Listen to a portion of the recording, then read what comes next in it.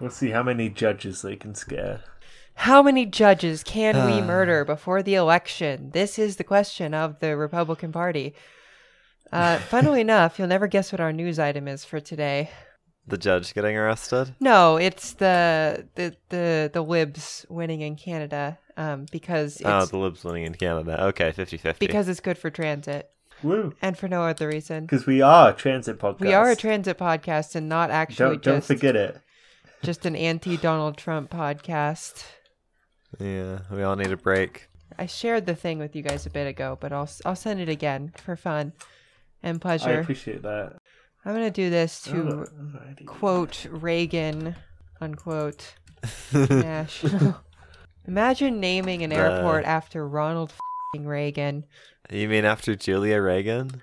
Julia Reagan, our queen, whomst we stand. Okay, can we do claps and stuff? We can't waste time in this episode. Salt Lake could have an air. Salt Lake could have Reagan Airport. Yeah, but ours would be based, and theirs is evil.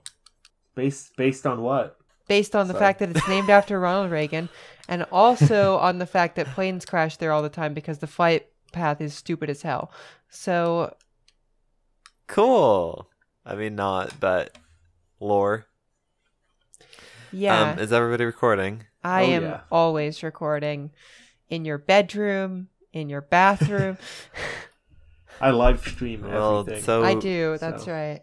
So is the NSA. So is Tim Google, so... Thank you, Tim Google. And they store all your data domestically in Lehigh. Well, I support that. As long as the people stealing my... Go Utah industry. As long as the people stealing my data do it domestically, I'm fine with it. Donald Trump, I guess? Yeah. Oh. Sorry, I need a nap. It's not true, but I'm going to say it anyway. They call you the napper. Je support la fake news. Je support la nap. Je support le... I think it's la sieste. La sieste, I want to say. Okay, now do je support les route 106. Je support la route 106. Let's see. 106. Wow. Oui, je peux... I don't know how to say count. I don't think I ever learned how to say count in French. That's weird. Weird. I can't actually count, though. For example, this year is 2025. I hate the way counting is done in French. Oh, what do you mean? You don't like 89, which is... Yeah, I don't like counting by 20s. French use like scores? Like 20s? Or is that a different language? 99. They do like... Yeah, so how you say 99 in French is 99, which is 80, which is 420, 10, 9. 42019. I feel like we've had this discussion before. We definitely but go have. for 2019. Well, it bears repeating. The French language is dumb. Je support le français, la nation française. Je peux être un très bien asylum seeker. Let me into your country, s'il vous plaît. Knock real loud. Maybe they'll open the door. Guess I'll join the French Foreign Legion and just kill guys for a couple years to get my citizenship. Oh, that's cool. One way to do it. I don't think I'm eligible. They should do that here. They should do that here instead of pressuring high schoolers into joining the military. Oh, yeah. If you probably more problematic than pressuring high schoolers. If you join the military as a non-citizen, I think you get your citizenship once your term of service is up. So, wow, go us! Although you still get deported, apparently. Well, sometimes, apparently these days you're getting deported if you're still in the military, which is very concerning for a lot of reasons. Okay. Welcome to the internet, live from an unlocked bathroom stall at, quote, Reagan, unquote, National Airport. This is the Red Line Podcast. I'm your host, quote, not normally green, Dunstan, and these are my co-hosts. Kyle, quote, Julia Reagan, close quote, Holland, and... Alex, quote, I forget to clap sometimes, but that's why we cut it out, unquote, Fielder. Today we're discussing America's subway, the DC Metro. Just how did our capital subway become the second most ridden in the country, and where's it headed next? Find out after the news. I would like to note that I spelled capital the correct way in that. I'm so proud of you. Do you know how hard it is? Oh. Because there's capital yeah, and that's capital. Weird. Isn't it supposed to be OL? No, OL is the building. AL is the city. What? Fucking hell. Fake language. Yeah, these are things you learn when you work at the Capitol, which is in the capital. Also, other things that I do to work can do without looking at something that I previously couldn't do. Number 1, spell Isaiah without looking at anything. Number 2, spell capital both ways correctly. Number 3, brush off a lobbyist. Okay. It is, wow, as the use would say, so over for the Progressive Conservative Party of Canada. Mark Carney... You are the youth. Fuck off. I know, but I think it's funny to say that. Okay. Mark Carney and the Liberals roared to a stunning victory yesterday, even managing to oust Trump wannabe Pierre Poilievre in his own seat. Is right-wing populism cooked? It's too early to quote, say. Populism, unquote, if there's any such thing no, on the right wing. Populism does not mean actually supporting the interests of the majority of the people. Populism means building a movement with the support of a lot of people. Oh, yeah, that makes sense. So, yes, populism can exist on the left and on the right, but it is bad most of the time. So, it is too early to say, but Trump's global unpopularity is certainly not doing conservatives in other parts of the world any favors. This is good news for... He's so bad, we're getting midterm swings in other countries. Yes, and it looks like the Liberals, which is, interestingly enough, the Conservative Party in Australia, is going to probably also lose because of this. So... Everything's upside down in Australia. Oh, yeah, that makes sense. Well, they have the Liberals and Labour, so it's like... in most countries, there was like...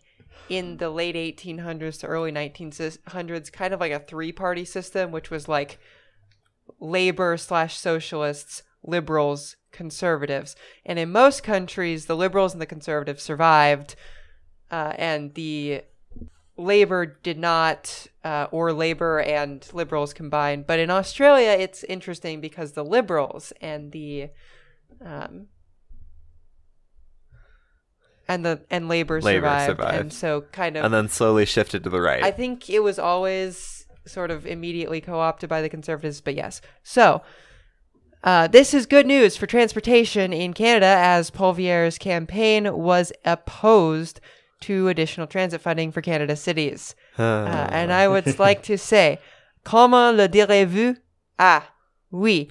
Je soutiens Mark Carney, Monsieur le Premier Ministre, mon peuple aspire à la liberté.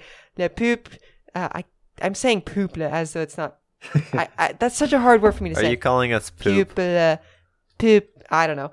De luta invita ici. In other words, Mark Carney, free my people. Woohoo. A direct translation is, I support Mark Carney, Mr. Prime Minister, my people aspire for freedom. We invite you here to Utah. If we somehow end up without free elections, we can ask Canada for help, I guess. Yes, all 400 Moose Riders of the Canadian Army can free him. That's a mean joke. The Canadian Army is actually quite good, but that's another topic for another day. So this has been the news. Do.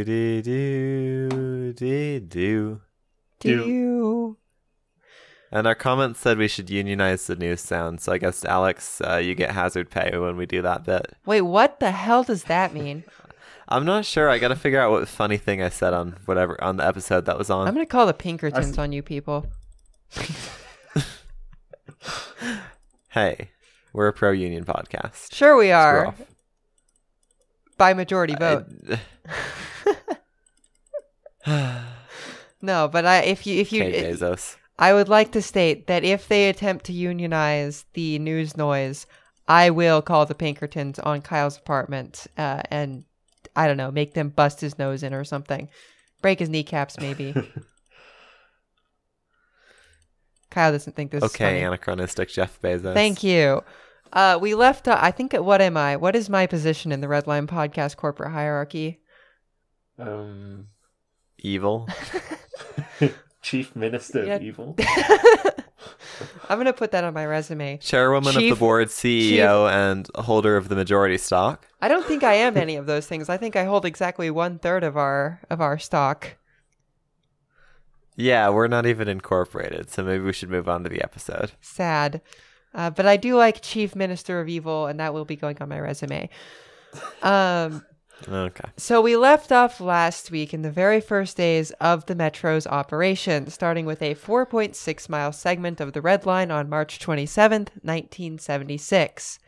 More than 51... And the Red Line's isolated from all the other lines, right? Yeah, it's unique. It doesn't interline like all the other lines do. So this is the OG Metro.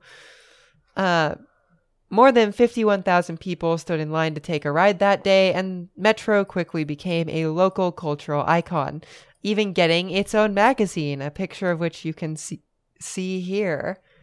It's kind of cool. Wowza. Although for some reason it's called the Subway, so I don't know if they were calling it the Subway back then. Subway? Eat Metro? Subway, eat Metro. What? I do love some good 70s graphic design, though. Me too. It does look good, doesn't it? But yeah, our OG line doesn't interline at all. Reminds me a lot of Chicago's Red Line in not interlining and hauling absolute ass. And also Chicago's Red Line and Blue Line. I don't know why I said Red Line since you already said Red Line.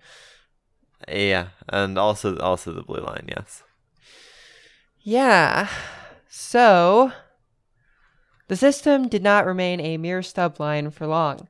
Over the next few years, the system would continue to expand rapidly. And I do apologize, but there are a lot of dates today because this is a very incremental system. So it's like every year for like 20 years, they're just like, oh, let's open 3 stations. Oh, let's open 8 stations, et cetera, et cetera, et cetera. Which, as we've discussed on previous episodes, is probably a really good way to do construction because you get good at doing construction. Interesting concept. Yeah. Although you can do it to so much of an extreme it's bad. See LA where they open like half a station at a time. Every 20 years. Yeah, 1 station every 20 years, and they put switch tracks at every station because all the extensions are like 2 feet long. And cost $10 trillion. Yeah, but there's a happy medium somewhere in between, and I think DC Metro may have found it. But comments discussed. Gower Place opened downtown at the end of 1976, and DuPont Circle opened as a short extension to the north in June of 77. The first and quite long segment of the Blue Line opened July 1st of the same year, servicing stations throughout D.C., Arlington, and other parts of Northern Virginia. It also marked D.C.'s first rail transit connection to one of its airports. The line's southern terminus was at D.C. National, sometimes called Reagan National. When you said DuPont Circle, is that named after some Civil War guy? Or is this the chemical company? Or is that the same? Rear Admiral Samuel Francis DuPont. Okay. I don't know who that is. Find it. But it is like a giant traffic circle with like... I'm foaming just how psychotic DC traffic circles are. Aren't they? They're completely crazy. This is a city, beautiful city to its core. Yeah, this completely deranged traffic circle that they have here with like 1, 2, 3, 4, 5, 6, 7, 8, 9, 10 roads going into it. And there's a metro station under it. So I heard once that those traffic circles would be kind of like forts if DC got invaded. I don't know how true that is, but I feel like they'd set up a little military base in the park in the middle.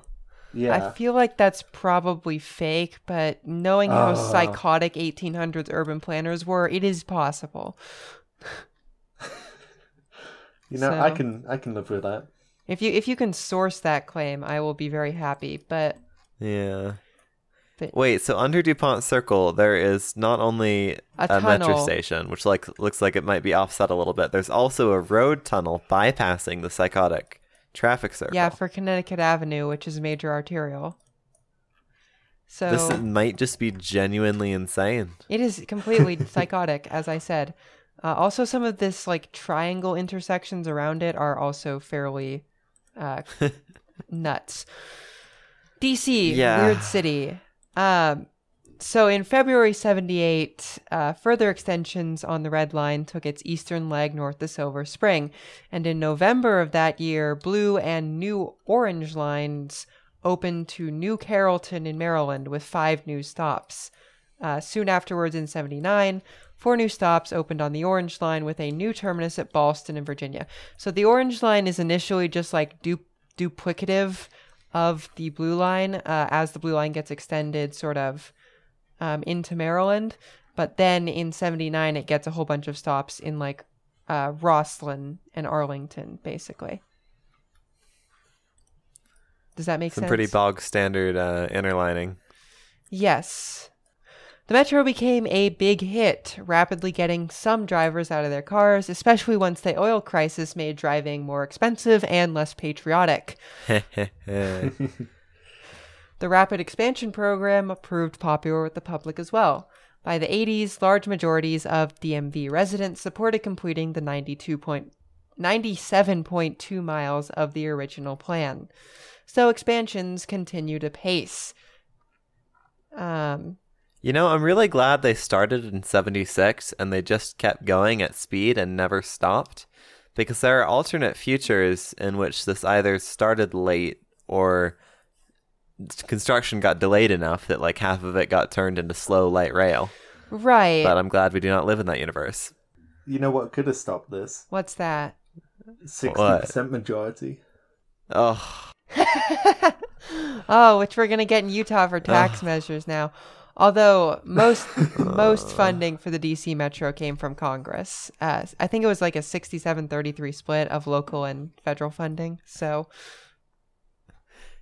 it's funny how instead of being federal funding, like, you know, fight for your formulaic grant, it's just no, Congress said so. Yeah. So in 1980, 3 new Maryland stations opened on an all-new Blue Line right-of-way. So this, like, disassociates the Orange and Blue Lines briefly.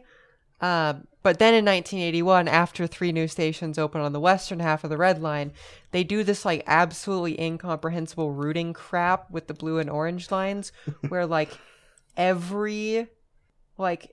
It makes absolute... I'm going to expand this map a little bit so you can see how deranged this is. But, like, all the trains going, like I can't wrap my mind around this because it's so stupid. But all of the... So there's 2 branches in Virginia and there's 2 branches in Maryland, right? Right, so you put the Orange Line on one and the Blue Line on the other, right? No, you put say right. Some say Orange right, Line say trains right. on one. Right, you put... yeah, right. Okay, so what if we had all westbound Orange Line trains on the National and New Carrollton branches, and all eastbound Orange Line trains on the Addison Road and Boston branches, and also did the opposite with Blue Line trains, but they're both bidirectional through the core, creating the most incomprehensible service pattern possible. What if we did that? So basically the train switches color every time it hits an end of the line. Yes. and makes perfect sense. I love to accidentally go to like 20 miles from my true destination because I get on the wrong Orange Line train, which does not go all one place because we're not doing like branches here. We're just going to sort of do stuff for kicks and giggles. So I have to take a Blue Line train. I have to take a Blue Line train to work in the morning and an Orange Line train home in the evening. This is a logical and reasonable thing to do. Well, and if I'm staring at this map hard enough, I think that any single vehicle would hit all 4 termini before repeating. Yeah. So you could theoretically just ride like the entire blue-orange system without ever stepping off a train. Is this true? Is what I'm saying true? I think it's true. Okay, what I am saying is maybe... No, I don't think it's true. Am I the liar? Wait, am I? Yeah, you're lying. I'm squinting really hard. Because it operates exactly like two lines would. But then yeah, you're right. But then for no reason is two different colors. Yeah. I was just squinting at these teeny tiny arrows they had to print illegibly on the map to communicate this scheme. Like, just the dumbest possible thing to do ever. This is clinically insane. It is clinically insane. I kind of like it, to be honest. Of course, well, you're British. Think about it. You take one line in the morning, one at night. It keeps you well balanced. Balances the humors. Oh, a balanced diet of orange and blue, the two best colors. And I think that I quite like this. It's another insane DC intersection. Kyle has just put in the chat. Yeah. No, but Yeah. And I must say on this particular map, I like that a park and ride is indicated with a little car instead of a stupid P symbol or whatever. I think that's quite fun. Oh, that is adorable. So, but sort of after this, Metro's safety problem began. Over the years, Metro has developed a bit of a reputation for being unsafe, not in terms of like someone's going to stab you, but in terms of your train might just come off the tracks or catch on fire or be bombed. I blame the 4 foot 8 1/4 gauge. That extra 1/4 inch made that big of a difference. It's unlucky. That's true. And that kind of all started with its first major derailment on January 13th of 1982. So a rail car derailed at a switch south of Federal Triangle and was pulled sideways into the wall between the two tunnels. 3 died and 25 more were injured. Investigations identified human error as the primary cause because everyone was so stressed. There had been a lot of problems that day, including a snowstorm, an airliner crash, and literally every federal employee getting leave to go home early due to the weather. What the fuck sort of weather was that? So imagine that you're used to having all these people coming onto your trains from their like job at the Department of, I don't know, fish registration. Anything. Yeah. Sure. Fish registration and cod management. I don't know. And usually all 25 billion people that work at this department get off at 5 o'clock. And so you're expecting this. But then suddenly all of them and also all their friends from the Department of Defense, like, you name it, they're all off. Like 1 million people all off at once. And so you have all these problems. You have overcrowded trains. You have people stressed out. Also, by the way, a plane has crashed into a street in the middle of Washington, D.C., which everyone is worried about. Oh. And thank you, Reagan National Airport. And so Reagan National Airport episode, ? I think we're the wrong podcast for that. I'm sure their use problem has covered it. I think that they actually will in the near future because of the thing that happened with the helicopter. So, the woke helicopter, of course. The DEI copter. Well, they canceled the DEI, so there's nothing to hold it up. Yeah, the helicopter is, the noise it makes when it flies is DEI, DEI, DEI, DEI, except way faster, right? That's the noise you hear. It kind of does, yeah. My DEI copter goes... DEI, anti-racism, DEI, anti-racism, anti-racism. Racism bad, racism bad, racism bad, racism bad, racism bad. And so since Donald Trump removed the DEI from the helicopter, it crashed into an airliner, which killed a bunch of people. And this was like the first day of Donald Trump's presidency. I think this may have been a sort of omen. But this was far from the last Metro clash. And in the supplemental, which we'll be releasing next week, we'll go over some more of these. But suffice it to say, 3 episodes in a supplemental. It's that good. Yeah, I couldn't fit it in this episode. I should have just planned for 5 episodes on this or something, but I don't remember if I called this or not. But I feel like this is a time I should be saying that. I think you did call it. You may have. You guys just wait until we'll have to check the record. Till the 85 episode New York series. I can't wait. 10 episodes on the IND alone.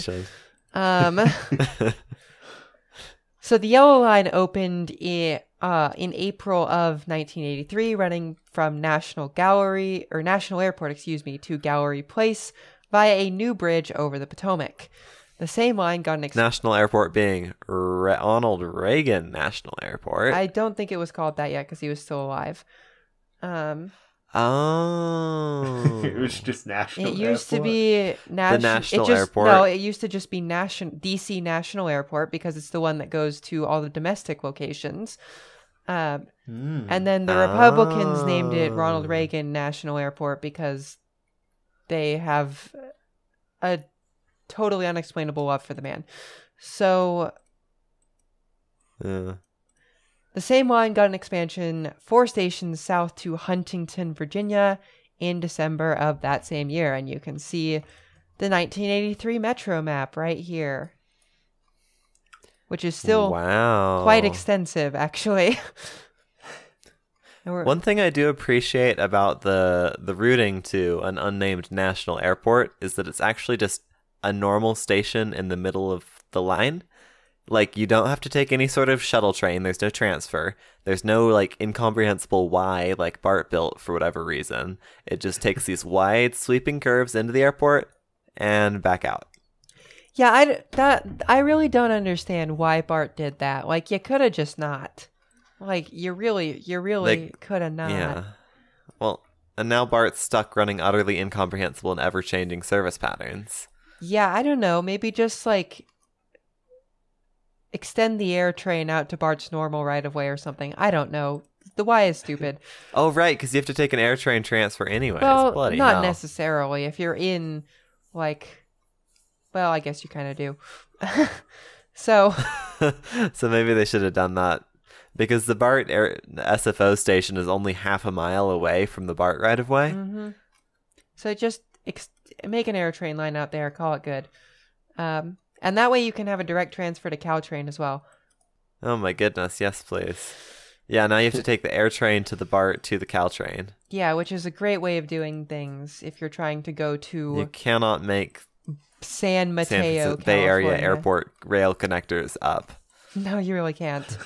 Although, to be fair, that's the case in most cities. So, well, yeah, I give the Bay Area credit for actually building ambitious projects, but them still being fundamentally very silly and goofy. So, let's see. Yeah, let me scroll back into DC on the map. We're returning. The system's rapid growth continued in August of 1984. This is literally 1984. With 7 miles of new track and 5 stations opening on the western branch of the Red Line. The Red Line would reach its present... Go Red Line. Yeah, it would reach its present terminus at Shady Grove in December of that year. And that's a big expansion. That's like another 7 miles. So they do 14 miles of Red Line in 84. Yeah, I think we were talking in a previous episode about how this is really like a commuter metro, and yeah, they're building. They were building.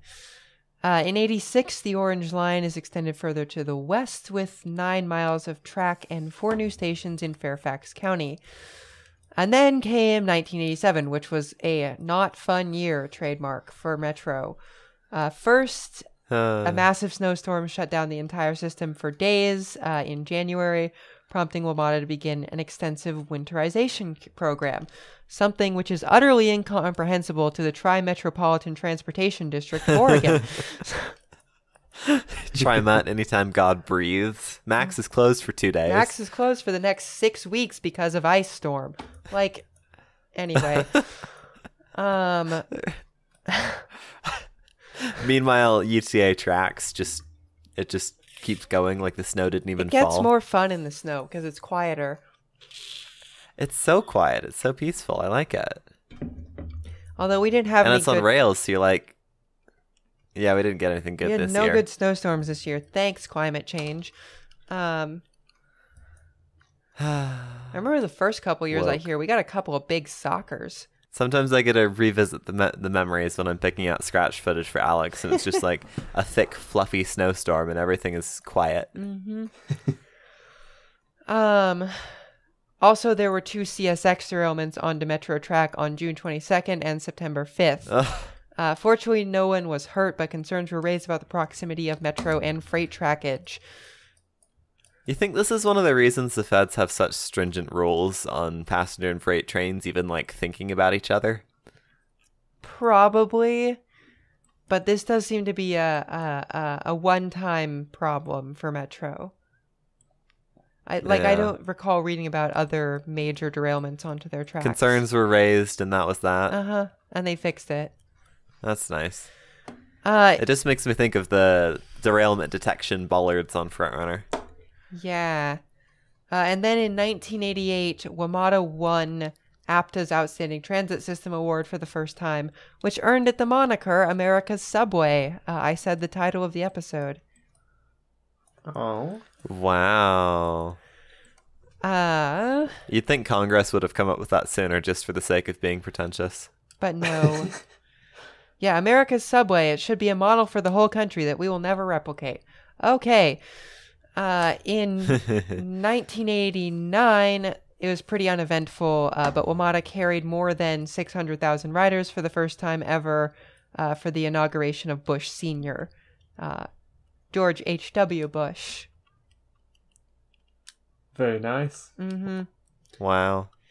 And then in September of 1990, the eastern branch of the Red Line was extended 3 stops to Wheaton. And you can see the 1990 Red Line map, Metro map here. Isn't it lovely? It just keeps going. It does. It just keeps getting bigger. I'll also mention on the map, the U shape the Red Line makes looks so much wider than it is in real life. I'll measure it right now. It opens up to only like 3 or 4 miles wide. Did we mention already that the orange and the blue lines got split? Oh yeah, they got normalized like in sometime in the mid '80s when they realized they were being stupid. Yeah, they decided not to be cool anymore. Yeah. Yeah. So if we look at the map, the orange and the blue lines, normal standard interlining, they run together through the city core and then they split into branches. Normal stuff. And then the yellow line briefly interlines with a de-interlined part of the blue line and then goes off on its own into downtown DC. Yes, through its own special bridge, trademark. Wow. Is this the one that's next to Long Bridge? Sort of, yes. Sort of. Well, I don't know. It looks pretty close. Okay, well. Measure. I have 200 feet. Okay, well that is sort of next to it, I guess. Okay, 200 feet is a long distance in my head. Yeah, I'm not going to discredit you. I love that there are like 4 parallel bridges over that section of the Potomac. Yeah, and only one of them is a region-critical mainline rail bridge. Well, I think all 4 of them are fairly important. Well, there's fairly important, and then there is carrying the infinity trains. I see. My bad. Trains. I had forgotten. Like, I think if any of the other bridges had a problem, we would manage. If the Long Bridge had a problem, we would not. Because for the interstate, just send the trains over the Metro 3 bridge. Structurally independent bridges. Oh, wait. You can't. Because the gauge is stupid. Well, and there's no switch tracks or anything, so. Yep. Great idea. Good job, America. But yeah, maybe point is Long Bridge is the only one with zero redundancy whatsoever. Isn't it great that there's a metro station right next to the Pentagon? Yeah, that's some very pre 9/11 urban planning. Yes, my job is blowing up Iraqi children. Let me take the metro to work.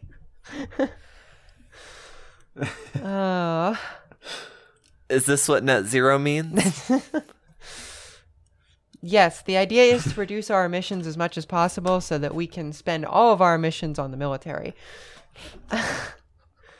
So in 1991, there was a big year. In May, the Yellow Line was extended 3 stations north to U Street / Cardozo. On June 15th, the Blue Line was extended 1 stop to Van Dorn Street, and the Yellow Line's new stations are quickly replaced by the brand new Green Line, running north from Anacostia, Maryland, to the new stations. That happens on December 28th, so they barely make 91, barely beat Bill Clinton. Who, speaking of... Take that, Bill Clinton. Bill Clinton being better than George H.W. Bush, breaks the 800,000 daily riders for the first time on his inauguration. I love this way of people just competing. Don't like Bush. Yeah, this is actually probably a good way to determine like who is the most popular president when they're inaugurated. DC Metro daily ridership. DC Metro ridership records, and I think Obama holds it still. So based. I think he got like 950,000 or something crazy like that. So the Green Line is extended, sort of, and you can see if you look down on this map here the stupid way they did this. So a spur line from Fort Totten on the Red Line to Greenbelt in the Northeast opens on December 1st of 93. And it took a very long time to connect the two halves of the Green Line. So long that certain trains began to use Red Line tracks and a weird flyover thing at Fort Totten to take commuters directly downtown and back during commuter hours in 1997. They called it the This Green feels Line. antithetical to the entire purpose of having a new Green Line. They called it the Green Line Commuter Shortcut, which is a silly name. And how is it possible that Metro ended up with so many sort of insane service patterns? But yes, this like weird. I do wonder this because even the current service pattern has some slightly psychotic interlining. Oh yeah, well, isn't it great that the Blue Line is technically sort of has to interline with the Green Line a little bit, while also being interlined with the Orange Line and the Yellow Line, because the Green Line has to accommodate the Yellow Line schedule, which has to accommodate the Blue Line schedule, which has to accommodate the Orange and the Silver Line schedule, which means that all of these things have to be precisely synced to one another, even though because of this strange bit of interlining in Arlington. The Blue Line also got a one-stop extension south to Franconia Springfield in 97, and the Red Line was extended north from Wheaton to Glenmont in 98. That's its current terminus, I believe. So you can These one-stop expansions are amusing. I'm assuming they're like good somehow. I think they're fine. They probably all get incomprehensible. Oh, the Franconia Springfield one is in the middle of nowhere. It has a transfer to the mainline train and the largest parking garage I've ever seen in my life. Okay, and also the largest bus bay you've ever seen in your life, to be fair. Like, this is the... Okay, true. This is the... Holy fucking bus bay. This is the Toronto model of transit building, which is where you have these really stupid suburban stations, but about 10 trillion buses come to them. Yeah. So... Hey, at least this one you can walk to the TSA headquarters. Oh, that is exciting. And probably actually a quite, like, good thing to have next to your station in terms of, like, employment, you know. They have that at the TSA headquarters. There's also a hotel here. Wow. No, but very clearly intentionally built next to a freeway interchange for the purpose of bus and park and ride. Well, DC actually makes park and ride work a little bit because of how bad traffic is and how scarce parking is in DC. So it's like New York. It is America's like 5th New York or something. I don't know. Maybe America's 3rd New York. That low down the tier list. Maybe 2nd or 3rd New York. Okay, that's better. That's better. Also fairly close, well, interestingly, if you look at the south end of the Yellow Line in Virginia, very close to the George Washington Masonic National Memorial, which is one of the most psychotic pieces of architecture in this country. So anyway, in 1999, SmarTrip, which is DC's fare card system, one of which I think I have. I thought it was SmarTrip with no T. I think it's SmarTrip. You say it like SmarTrip. Anyway, it is spelled SmarTrip without the T after I love smart. to take SmarTrip. I will be calling it SmarTrip. Thank you. Was launched on May 18th, And the Green Line also finally connected up and stopped being stupid. Wow. So how many years is that since they built the stub? I think it is 6. Okay, that's not that That many is so in transit long. construction That years is so inflated long to 2025. for your stupid, like, 2-stop connection. Like, come on. Yeah, no, that's really weird phasing. And also this, like, weird curvy thing that it does. I don't... Why does it do that? Do we know? Yeah, like, this isn't LA. Why the hell is it curving? I think it's just a cut and cover convenience thing and to get, like, the most dense parts of DC. Because if you go, like, around those stations, there is just, like, oh, look at that. This is the city trademark. And if it had gone straight north, it's, like, yeah, less good, I suppose. Although it could have gotten and they Howard lose University. a lot of catchment area. Yeah, they would. True, but they would. lose a lot of catchment area on the east side to the giant golf course and the lake and the cloverleaf and stuff but like that. also these huge hospitals. True. Ouch. So I don't know. Is this good? Which are, tell us in the comments. Build a streetcar line there to. Wow. Actually, that would probably be good. Like a line between Shaw/Howard University and like Georgia Avenue. Like that would probably anyway. Mm-hmm. Speculation. Speculation. And then in 2001, the Green Line was finally extended 5 stops to the south in Maryland, completing the originally planned system of 97.2 miles plus a bit extra. The entire system had cost just under $10 billion, which is a little less than $100 million per mile, which I think was a steal given that by this time it was carrying like 700,000 riders a day.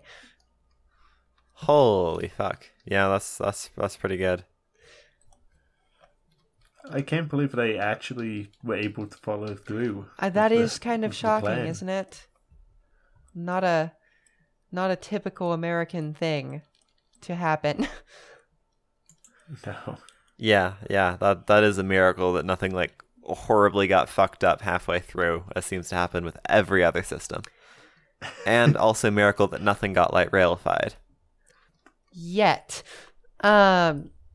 So with the original system completed in 2001, the expansion of the metro slowed a bit in coming years. There was a 2-stop expansion to the Blue Line completed in 2004, but the first segment of the Silver Line, which will be part of the topic of next week's supplemental, opened in 2014.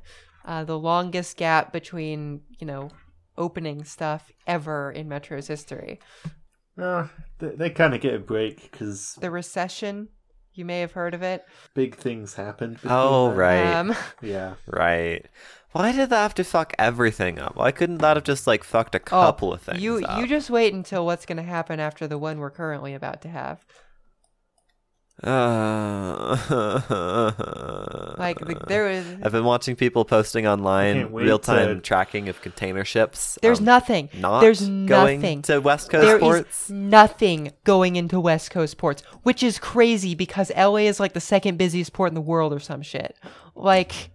Tariff pricing pass-through is going to be nothing compared to just simple supply and demand of things we have imported versus things we have not. In like 2 or 3 weeks, there's just going to be like half-empty grocery stores because like one of the great things about the mobile economy is that the cheapest way to do things is often to like grow a peach in America, ship it to Mexico to get preserved, ship it to China to get like canned, and then ship it back to America for consumption. Which we could maybe work on a bit, but that's fine because we will experience the consequences of this now. That's really fine because shipping it overseas costs less in carbon than like shipping it like from the distribution center to the store. Yeah. Like not even from the port one. to the distribution center. From the distribution center to the store often emits more carbon than like shipping it over the ocean because container ships, for all of their sort of horrible environmental consequences. Yeah, the burning of bunker oil is kind of the only argument here. They're just crazy efficient anyways because they carry so much stuff. But anyway, global economy good actually changed my mind. Maybe just make nuclear-powered cargo ships. There's my thought. Based? Yeah, so the Silver Line was completed in 2022, which we actually covered on this podcast. And now both of DC's airports are connected. There were some sort of peak period service shenanigans. At one point, the Yellow Line sort of did a peak-only service to Greenbelt. What are we looking at on Google Maps here? I was just looking on the Silver Line extension. Very topical. Just how pretty these viaducts are. They're good viaducts. Like, it gives me BART vibes that they built very, very skinny concrete viaducts and they put them as high up as they needed to.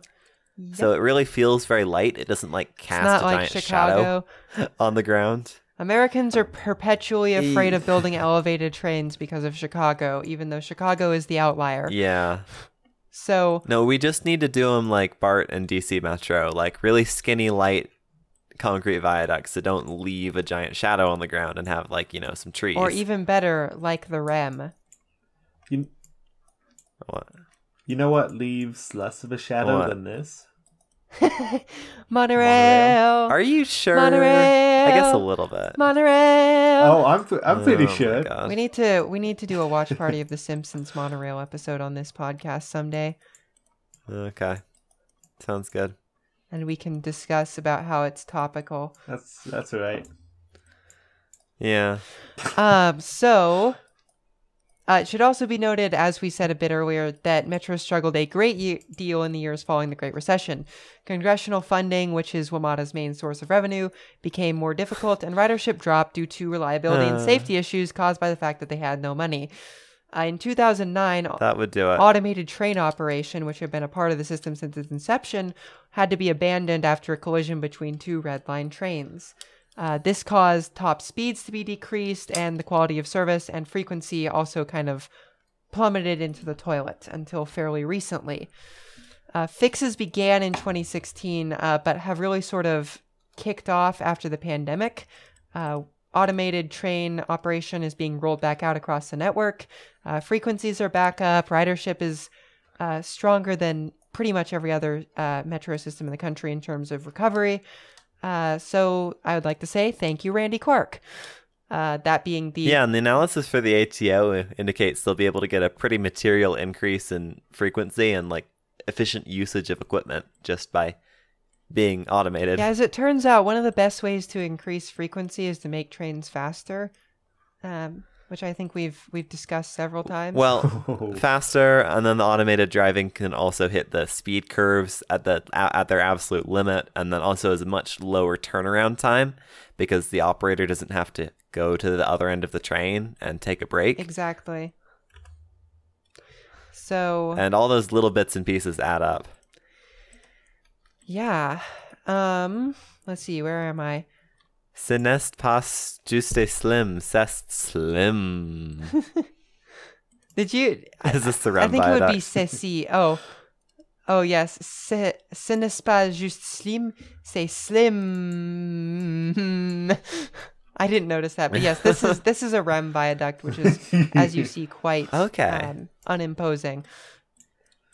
Yeah, see, and that's interesting because the REM viaduct is like one solid chunk of concrete, like no light comes through the middle, like on your typical BART and DC Metro viaduct. You see, but this is much cheaper. Nominally chunkier, but yeah, it's cheaper, and they've done a good job of putting that up high enough and managing the width. Well, and it also probably also have catenary. It also probably takes up less actual airspace because it's not spread out. Which is good. Yes.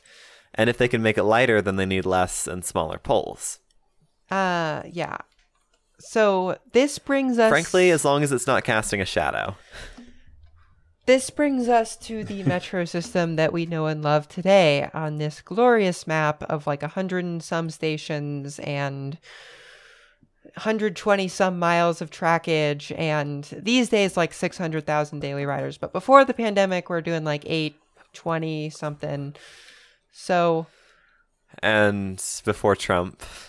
Oh, God. You know what? I'm not talking about that today. I want to be positive about the DC Metro. Yeah. So the future, there are a truly shocking number of proposed ideas for how to expand the Metro next, including a bloop, a beltway line, bloop being a blue line loop, extensions on the Red Line, extensions on basically every line, including extending the Green Line all the way to Baltimore, which is kind of crazy, but it is a regional metro. Then Baltimore would finally have a good metro. Although there are unfortunately a lot of budget constraints in implementing any of these. Yeah, well, once we get the 350 Democrats in the Senate and 80 Democrats, excuse me, 350 Democrats in the House, 80 Democrats in the Senate, and President, take your pick, Pete Buttigieg, Ocasio-Cortez, whoever. I would too. I support Mayor Pete for president. Yeah. As our transit king. Yeah. Then we will just sort of build all these things, NIMBYs be damned. So also there's a whole bunch of plans for circumferential lines, including the Purple Line, which will someday be expanded to sort of go all the way to Virginia, if you can believe it. So there's a lot of stuff going on. And of course, DC streetcar, which is supposed to someday become like a whole network instead of one kind of useless line. So... And speaking of DC streetcar, I was filming it. I do not get why they built it as a shared lane streetcar on a street that has 4 car lanes and 2 rows of street parking. There's like more than enough space to do a muni. The DC streetcar and have its own space. Has never been criticized for being smart. Also, I think it could be greatly improved by connecting its other end to something other than nothing. To anything? Yeah. Like, oh, great, it goes to Union Station. It's so tantalizingly close. That's so useful for all of the people who live along it and need to go to DC Station and also, don't own like a bike or a car. Yeah. So, yeah, DC streetcar someday going to be expanded. Maybe ? If it happens, maybe it'll be better. That's another topic for the supplemental. So, what can we take away from DC Metro? Boys and girls, tell me. Guys? All hope is not lost. Yeah, hope is not lost. Incremental progress. That's true. Is good progress. Good Keep building. Always. Always have 30 years of incremental progress. Institutional and they have this. knowledge. Always have something under construction. Always. You gain institutional knowledge. You deliver results to your taxpayers, which allows you to build a constituency for it. You have things for every, politician to cut all the time, so they're happy with you and will give you money. And short of some National Army Corps of Engineers transit construction division, this may very well be the only way to keep costs under control. I support the Army Corps of Engineers Transit Construction Division. Just support the USACE Transit Construction Division. Also, truly competitive transit works. DC Metro is competitive with driving sometimes. Or it used to be better before ATO was gotten rid of. But it will be someday very competitive with driving. And also... there's terrible and this traffic. is the sort of system that remains competitive even if traffic were to be fixed by some sort of crazy program that magically fixes traffic. But DC Metro is a fully grade separated, limited stop commuter metro. Regional It goes metro. fast. It goes everywhere. Sorry, regional metro. It goes fast. It goes everywhere. And it goes to all of these places very quickly all of the time. And it's integrated with the regional transit network. It's not like a light rail that just goes really slow. Tracks. It's used by people who have no other choice or by people who have cars when traffic is bad. Cough tracks. Cough pretty much every light rail except maybe I don't know, Boston and San Francisco. Yeah, so this is the investment of several hundred years going forward. This is designed to be the ultimate transportation system for everyone all of the time in the greater DC area. I will say I support the Green Line to Baltimore, and that's how I'll end my statement today, because we gotta go. Go. So yes. Go to Baltimore. In next week's supplemental episode, we'll talk a bit more about rolling stock, the DC streetcar, the Metro bus system, DC circulator, RIP, and more. So please remember to like, comment, That's and subscribe. a lot of topics. If you're listening on YouTube, and to follow and leave us a rating on iTunes and / or Spotify. If you like what we do here, please consider becoming a member on Patreon. Patrons receive early access to all of our regular content, as well as exclusive episodes and occasional merch drops. Speaking of patrons, at what do we think? Redline or no?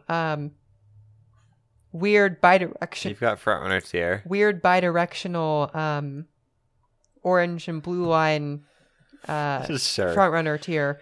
We have Zach Adams, Aaron, Curtis Herring, Devin Zander, Phobos2390, and Tony Stunts. Frontrunner if it had branches tier. Yes, inshallah. If they were all different shades of purple wish. tier. Inshallah. Branch to Logan. At Wamata Redline tier, we have Christopher Whaley, DJ I will. Watkins, Elijah Kensler, Isaac Madsen, Jesse Mayo, Nebula, Reluctant LA Resident, Robert P. Walsh, and Zephyr Zamoro. At slowly funding the bloop tier, $3 a month, we have Alex Dykelski, Alice MYOB, Ben, Ethan McDonald, Evelyn, G4, Jack McCoskey, Litmus Zest, Martine Heckler Martinez, Matt Gray, McKay Ransom, Oliver, Sam Myers, Sky Lukowski, Toronto Transit Channel, and Zach Verstott. And at Greenline tier, $1 per month. Except without the stupid 6-year gap where it's 2 different lines. We have Benjamin Wood, Joshua S. Horvath, Kapil, Ryan Bailey, and William Rowe. Thanks for listening. Thank you. Yeah. I just got a transit app notification to expect tracks delays because everybody is leaving the Post Malone concert. Oh, is that today? I just found out about it from my transit app alert. Well, it is apparently today, so good for Post Yeah. Malone? Question mark. I guess. Also, Alex, this week's episode will be late because I'm still editing it, which is entirely a skill issue on my part, but I'll let you know when that's ready. Skill issue. Okay. I might get it done. I Okay. might not. Graduation's Thursday, so I might And, get it done. I lots of might family not. coming Many in, people, so- they don't know. I really want to go It to would be DC fun now, to ride though. the DC Metro. Maybe that's the so- next podcast trip. I'll go to DC again. Lucky duck. It is fun sitting on the lawn The lawn under the airport approach. Oh, I'm sure it is. I love airplanes, as you know. Like, holy fucking foaming.